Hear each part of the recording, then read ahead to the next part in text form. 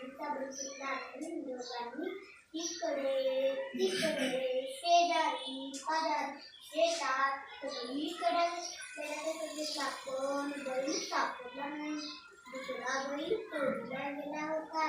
चोरीला गेला होता आणि पण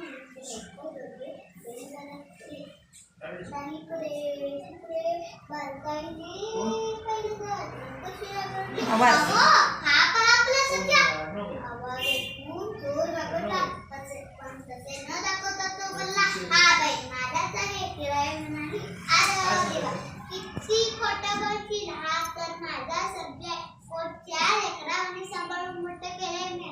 तर म्हणाला नाही हा बैल माझा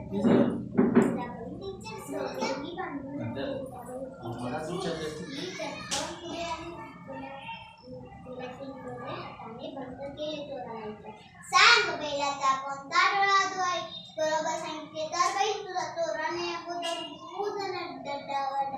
तुला बैल हा झटकून वाजवते.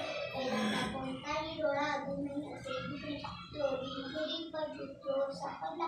लोकांनी चोराला पकडले. तेवढ्या पॉम पॉम पॉम पॉम वाजवत पोलीसगाडी आली.